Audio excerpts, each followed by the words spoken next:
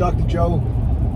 Welcome to another episode of Bring On 60, my weekly show that follows my journey as I try to get into the best shape of my life by my 60th birthday a little later this year. So thanks for watching. I really appreciate everyone who's been watching and commenting and asking questions. I really appreciate the support. So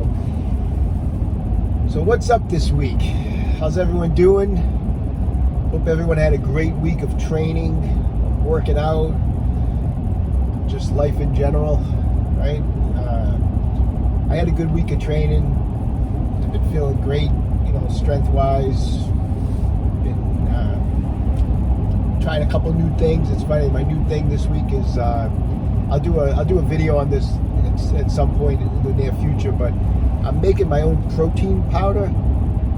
Because as I've talked about in other episodes, I'm doing everything I can to not buy anything processed, or I just think processed foods and that goes for powders, like protein powders. I mean, that's all processed, and so I decided this week, I'm just gonna make my own protein powder. I looked up how to do it, and it's actually really simple. I don't know what it tastes like yet, but it may taste awful. I don't know, but I'm in the process. But I'll do a video on how, if it comes out good, and I'll do a video on how I make it to share with you guys. But anyways, that's one new thing this week, making some protein powder, like I've talked about in the past. Every week, one little change, a small change. This week for me, it was making my own protein powder to make myself to be a little healthier. I think it's a little, at least I know what's in the protein powder. There's no added junk in there. There's nothing processed now. So every week, try to do a little something like that. Think of an idea that you can do to improve your health, whether it's something workout related, nutrition related. But I'm a work in progress. I'm always trying to think of something new to do to help improve myself. So anyways, I'll let you know how the protein powder goes. Going to be doing a weigh-in and physique update a little later, and some other stuff we're going to go over. I'm going to film at the gym, go over with everyone who's watching today. So I'm heading in for a workout right now. So I guess I do have a question of the week for everyone though. And so here's the thing, right? Everyone who works out can relate to this. Do you find that, say if you have your workout, say you, like on Monday I work chest. So if you have a chest workout on Monday afternoon, when do you notice the onset of soreness? I know a lot of times they call it DOMS, delayed onset of muscular soreness. But just basically, and I know some people say, well, after you work out, it's not always, you don't always have to be sore to know that you had a good workout. I get it, but honestly, I'm kind of old school. I've talked about this. I mean, I like being sore after. I honestly, I know they say it doesn't matter if you're sore after you work out, but let's face it, if I'm not sore after I work out, I'm kind of disappointed. I feel like I didn't do enough. So I like being sore after I train. But so the question is how long did it take? Because one thing I've noticed as I've gotten older is when I was younger, like when I was in my 20s, I would say do chest on a Monday and I would be sore on Tuesday. And now it's different. It's like I do chest on Monday.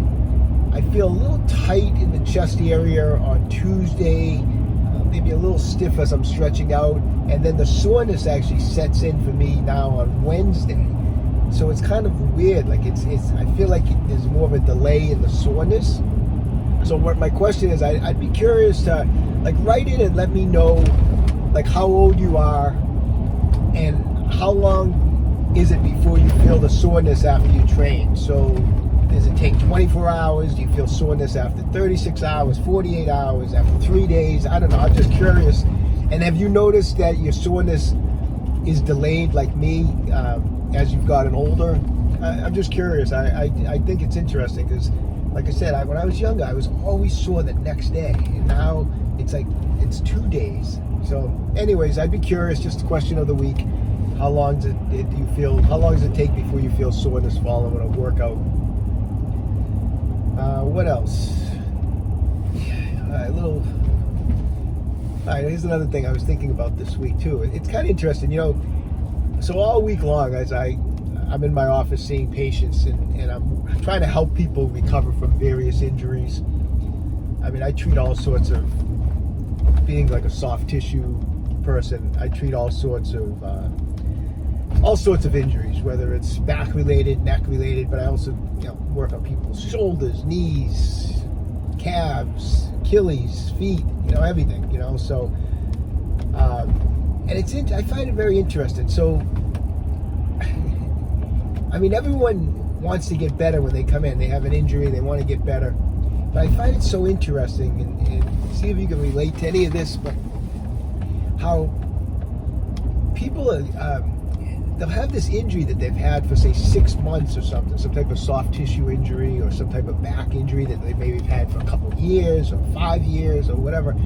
And you give them stuff to do to help the recovery process. Like, in other words, I can only do so much to treat an injury in my office. I mean, I can work on it when people are in.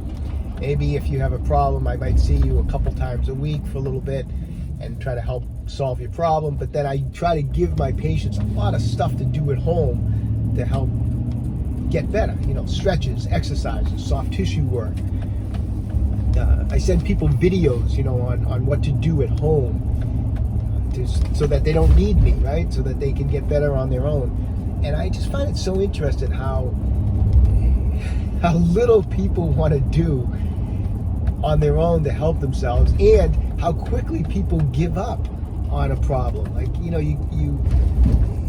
they have a shoulder problem, and if it's not better in, like, they do exercises or stretches or soft tissue work that I give them to do at home for like a week or two, and then they come see me for a week or two, and if it isn't any better, it's like they just stop. They give up on the stretches, they give up on the exercises, and they start going down a rabbit hole of, and I need a cortisone shot, and maybe they need to, maybe I need something that needs to be, they start getting surgical consults, and it's like, really, like, you do exercises or stretches or fascia release work for like a couple weeks, and you think, and that's it. If it, you give up that quickly, I mean, it takes time to fix a problem. I mean, like if you have a musculoskeletal problem and it's been going on for a little while, there's been all sorts of changes that have happened in your body. You probably have restriction in certain areas. You probably have weaknesses in certain areas, and all that needs to be changed. And that doesn't happen in a week. It takes time, so you need to be patient with when you have an injury to fix it. Don't be so quick to give up on working on it. Trying to fix it. I mean, what's even worse is, and I'll be honest, it's you'd be amazed that not just people giving up so quickly on working on a problem to help themselves, but the fact that how little people will do to help themselves. In other words, like, I'll start working on someone. I'll send them 3 different videos to do for homework, like maybe a video on stretches, a video on exercises, a video on soft tissue work. Week goes by. Any questions about the videos I've sent you? Oh, I saw you. Yeah, I haven't had a chance to open those up yet. Like, if I told you how many times that people say that to me, you really wouldn't even believe me. I'm going to go out on a limb here, and I don't even think I'm exaggerating, but I would say that 70 to 80% of the people that come into my office that I send videos to help them get better, I really don't think they look at them, because I ask questions about the videos, and most of the time they have no idea what I'm talking about. So I'll quiz them. I'll just say, what did you think about that stretch? And I can tell they have no idea what I'm talking about, because I just asked because I want to just acknowledge that I know they didn't look at the video. And I just I don't know, it just amazes me. If I have a problem, and I hope you're the same way, I'm going to do everything I can myself to try to fix it, I mean, you got to get help sometimes from a doctor or a therapist to help you out too, but I'm going to bust my butt to get better on my own. I mean, I'm going to do everything I can, if there's there's stretches that need to be done, I'm doing them. If there's exercises that need to be done, I'm doing them. Soft tissue work, I mean, everything. I mean, I am gonna get better, you know, like and I hope you think the same way. You know, you gotta take control of your own health. Like, you know, you gotta fix your problems. Like, you got a shoulder problem, a knee problem, a back problem, then get proactive, you know. Yeah, go to the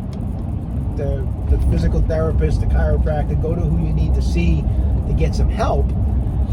But a lot of the work is on you or on me. You know, a lot of it's on ourselves to get better. So I don't know. This week it was just, the reason I mentioned it, this week was just one of those weeks where I had so many people that just, they're not doing what I've instructed them to do at home. You know, like I have all these, like, you know, as you know from my YouTube channel, I have all these videos on all these different ways to treat different problems and different stretches and soft tissue work that I share with my patients to try to get them better faster. And they just want to come in twice a week and let me do the work, and then the other 5 days a week they don't want to be bothered with their own problems. And you know what? That's not the way you get better. So anyways, just want everyone to know that, like, you know, you got to be the master of your own universe. You got to take control of your own health.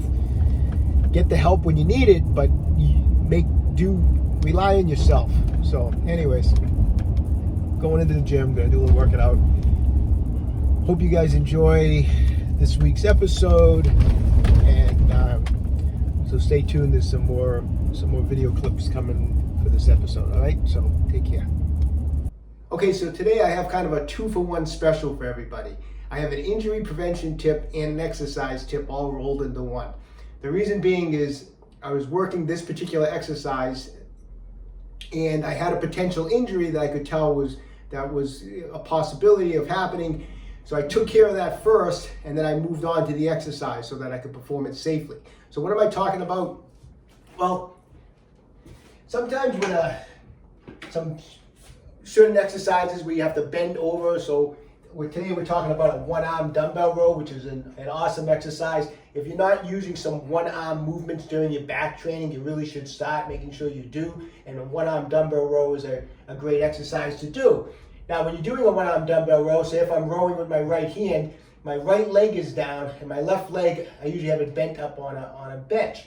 So I'm bent at the hips here. So I was about to do this in my training, and I could feel some tightness and pulling on that upper hamstring tendon. You know, you feel it right underneath the glutes.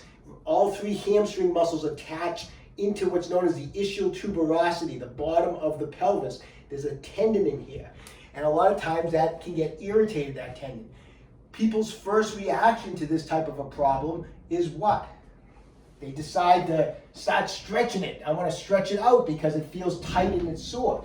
And that's the exact wrong thing to do. This tendon is already irritated, so the last thing you want to be doing is stretching an irritated tendon. So what I did was I was about to do it. It wasn't like a major injury. I mean, obviously if this was a more severe case of a high hamstring strain, I would have dealt with it. I probably would have skipped the exercise altogether. It was just a little bit of tightness. So the reason I mentioned this, so if you're working out and you just have that little bit of tightness and you don't want it to turn into more of a major injury, you can do what I did. So I was getting ready to do the one-arm dumbbell rows. I felt that tenderness, that tugging up in this area. As I mentioned, I'm not going to stretch it because it's already irritated. So what I did was I took a spiky massage ball. This is a Tai Chi Max ball from OcraMed Health. I got on the bench. I put the ball right underneath the glute area, right at the ischial tuberosity where those hamstring muscles attach, where that tendon is. I put the ball right there, and I sat down on the ball with as much pressure as I could handle. And for about 60 seconds, I just kind of rolled around. I rolled that hamstring tendon in the upper part of the hamstring over the ball. I went side to side, I went back and forth, I went diagonal, and I spent about 60, maybe 90 seconds just kind of doing that. Then I kind of came up, I kind of shook it out a little bit, right? Then I came back down again. I put the ball under there. I let the leg come down, and now what I did, I sat on the ball, and I just did some extensions with the leg, just like that. Just nice and easy. Did about 15 extensions. When I got done and I went back to go do the position for that exercise, it was gone. I didn't feel the restriction anymore. So then I thought to myself, okay, I'm good to go. So if that happens to you, just a mild strain, mild discomfort, you can give that a try. I mean, like I said, if it's a full-blown hamstring problem, obviously it's a different story. I'm talking about you're about to work out and you just have that little tugging, little pulling, and it can turn into a major problem. So that's part number one, a little injury prevention. I did that, those techniques, I was good to go. Now, let's talk a little bit about a one-arm dumbbell row. This leg is straight, I'm rowing with the right arm, left knee is bent, my arm's on the bench here, my left arm. From a mechanical a setup position, I want the back in a flat position. I don't want to be like this. I don't want to have a big arch to my back. If I wasn't talking to you right now, I would have my head in a neutral position looking forward, okay? Big mistake on this exercise that people make is they try to row too much weight and they start kind of pulling just kind of straight up towards the chest. The lats engage better when you're pushing down. That's why you do straight arm pull downs when you do to work your lats, or front levers work the lats, because this motion activates the lats. So when I do a one-arm dumbbell row, I use a little less weight, and I use a weight that I can pull my elbow back and drag the weight up the upper thigh and towards the hip. So I'm in this position, and then I let it come back down this way. So I get a good stretch on the lat in this position, and then I pull the elbow back and drive the dumbbell up up around my hip area. So I'm not rowing like this. I mean, I can row a lot more weight like this, but it's not going to give me the same intensity on the lats, and that's what I mean. We're trying to build a bigger back. We're trying to build those lats, and you're not going to get the same thing pulling here. It's similar to if I was doing a seated row. I'm not doing seated rows like this, right? I would do seated rows and I would pull down here. It's the same thing on a one-arm dumbbell row. Okay, I hope those 2 tips help. Leave me a comment in the comment section down below. Okay, just had a great workout. Quick weigh-in and physique update here. The weekly weigh-in. Here we are. 144 today. Okay, let's check things out.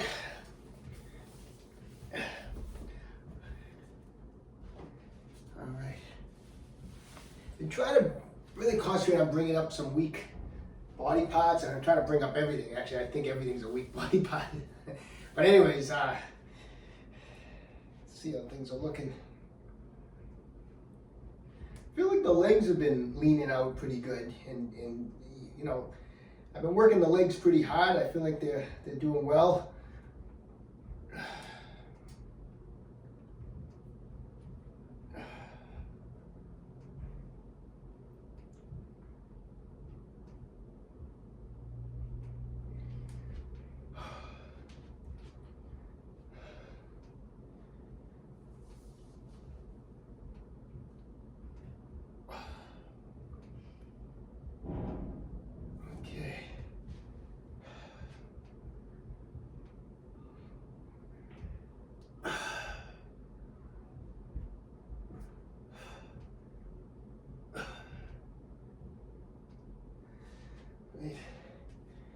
Trying to definitely, I feel like a weak area, definitely hamstrings.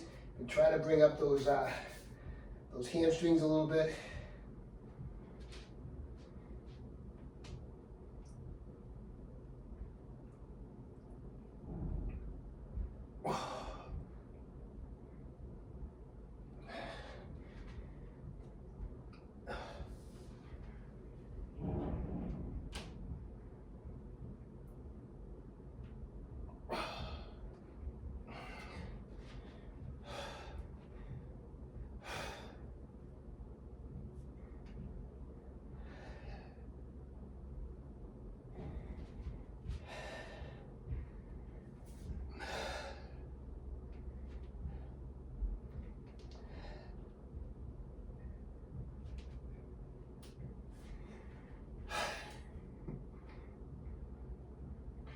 All right, let me know how you guys think I'm coming along. Hey, exciting news. I don't know if you saw my last video, last regular video, not my last Bring On 60 video, but it's finally done. The Bodyweight PRO is now available at www.OcraMedHealth.com. If you enjoy doing bodyweight training or you want to get going on bodyweight training, go to my website, www.OcraMedHealth.com, and check out the Bodyweight PRO. I worked a long time trying to get that piece of equipment just right. And so anyways, check it out. I'm really proud of it, and I'm really excited to share it with everybody at this point, okay? Hey, so listen, everyone have an awesome week. Eat healthy, train hard, try to make those small changes in something this week to make a better you, okay? And don't forget, OcraMed Health is here to keep you fit forever.